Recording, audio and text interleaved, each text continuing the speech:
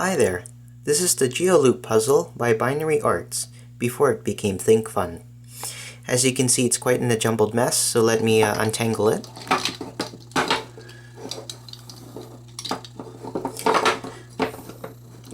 And now its name becomes much more apparent. Geo, because it's made up of geometric shapes, and it apparently can make geometric shapes, and loop, because it's simply a loop. As you can see, if you were to pause the video and count, this puzzle is made up of 24 durable plastic triangular prisms, colored either yellow or magenta. Now, the thing I'd like to highlight here is that to connect them, you have hinges that are actually, if you look very closely, are magenta ribbon, which is kind of interesting. And now that I think of it, it's actually quite a good idea to have this instead of hinged plastic, or a plastic hinge, because plastic, if you fold back and forth too often, will eventually become very easy to break. And the sides here, two ends of the hinge, has to take on a lot of stress when you use a puzzle something like this. Now this is, if I were to take a close-up here, this is by Binary Arts, as you can see. It says here, made in China, and the patent number is 5,299,804. And this was when Think Fun used to be Binary Arts, so this is quite a long time. So I applaud the company for making a puzzle that is so durable and it still lasts. But sadly, I haven't seen any other puzzle that uses hinges made of ribbon, which is kind of odd, since at this point it looks very suitable and a really good choice there. So anyways, with this being made this way, you can make different shapes. You can have something that looks like a rectangle. You could make something even stranger, or let's see. Oh, let me give you a back. Well, okay.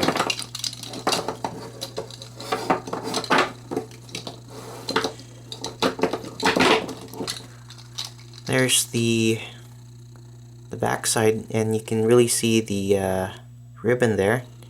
It's quite firmly attached into the piece, so I have no idea how they attached it. By glue, perhaps? I don't know how it lasts all these years. Maybe some kind of pinching or lock, or a friction lock of some sort. Maybe it's turned inside, no idea. But what I'd like to highlight is that there are many different ways you can fold this. You can fold it like that, or you can have this there, and you can move a zig and a zag, which is kind of strange and hard to understand. You can have two that folds. That's one, that's two. It's quite odd. Or you can also have something like this, or like that, or like that. It's quite strange, and you can form many other shapes that you would not expect. But let's see, let's fold this up here. The thing I really want to highlight is that you can fold it in such a way that you end up with some shape that has twice the thickness of one piece of the puzzle. And the way it is color coded, or due to the color scheme, you always end up with a shape that is checkered. And if you look on either side of the puzzle, is always a different color, magenta or yellow. So if you do have a shape that's symmetrical and you want to get the opposite color scheme, you could just flip it over, like so. Purple on the top corners, or yellow. But the thing I really want to highlight is that if you were to treat this similar to a Rubik's Magic, and if you keep an eye on this yellow square, you can just fold it in such a way like that now the yellow square seems to be on top. Or you can fold it back as to where it was before, and instead hinge from the bottom, like so, and you'll end up with a square on the bottom. Of course, you can keep going, and you can overlap it in such a strange way, like so. Keep in mind that it's an illusion, because you have a yellow square here, and over here you have a yellow square, this time with the Binary Arts logo. So this puzzle is not exactly what it seems, which can be explained with that overlap there. Of course, you can undo that. You could have some that's not twice the thickness. You could have an S. Or, if you'd like, you can have a 2, which I very much do like. But something interesting about the reason why it can be like this, or not the reason why, it's what you can do with the fact. As you can see, you have 6 squares, and what you'd call this is a hexamino. You might have heard of the domino, which uses 2 squares, and the rule is, depending on the number of squares, you can make different shapes by connecting them by at least one side. So a domino has 2 squares, and you can only connect them in one configuration like so.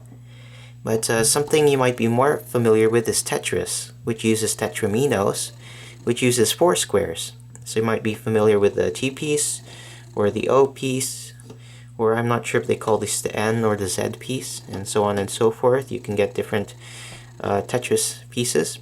But this is with 6 squares, so you can actually make every single hexamino using this puzzle. Now, I looked it up on Wikipedia, and it turns out there are 35 identity hexaminos. So basically, these are all the core hexaminos you can make using, of course, with 6 squares. But keep in mind, if you have one that is not symmetrical and you flip it over, you generate another one. But these are the core ones, or the identity hexaminos. So after some work, I found a way to make every single one in a more elegant way. And keep in mind, this puzzle is a little bit more difficult when you're trying to figure it out for the first time. But not too difficult. So let me pull out this mat so it won't be so clacky on the table. And I'm actually going to start going through all 35 identity hexaminos. Now feel free to make it twice the speed, and if you want to be silly, you can make it half the speed, or either any speed, if you will.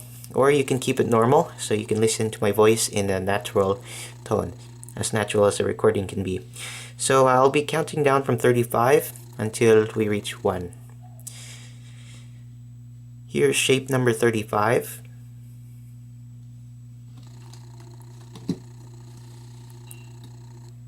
$34.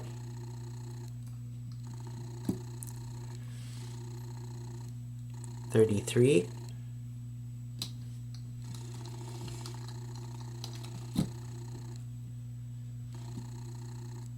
32.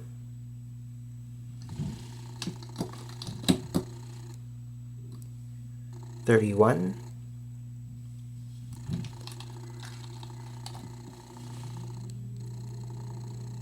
30.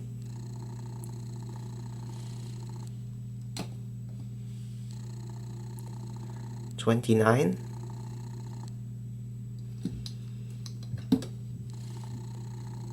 28.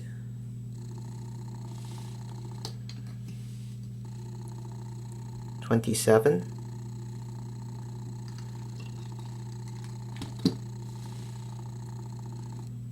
26.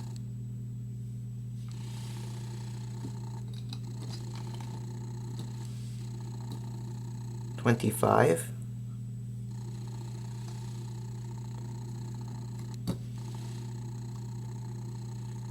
24.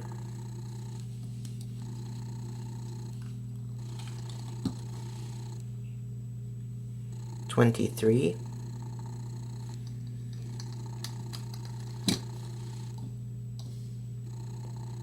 22.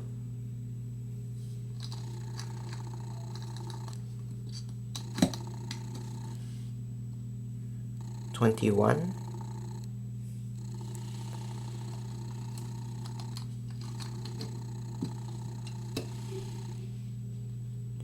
20.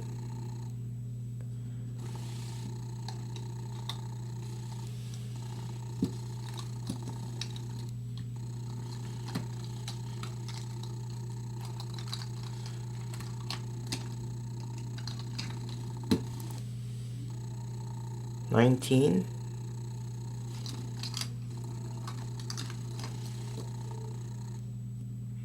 18,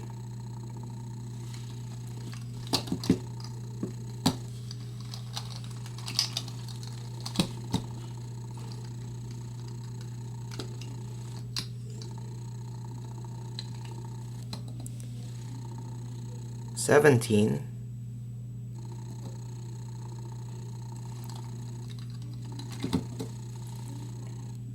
16,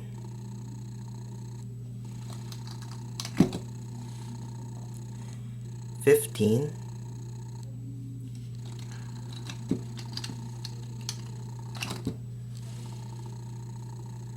14,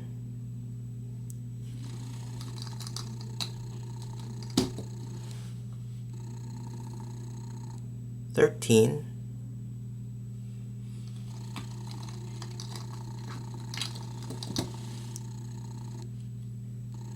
12,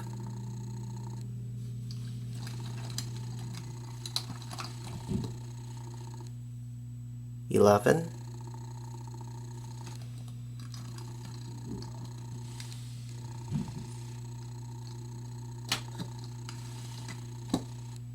10,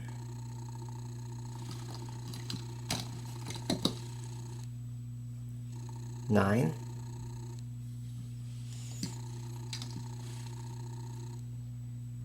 8,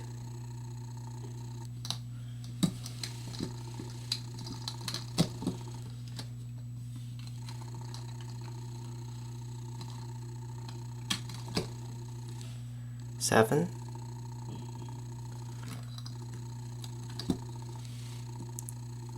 6, 5,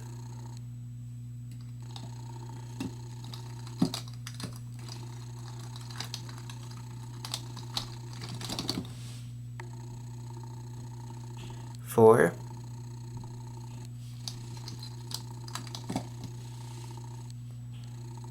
3,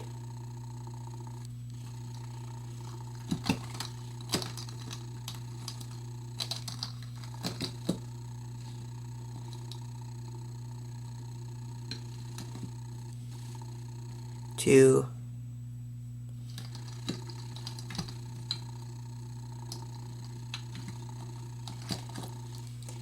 and 1. This has been the Geoloop puzzle by Binary Arts. Thanks for watching.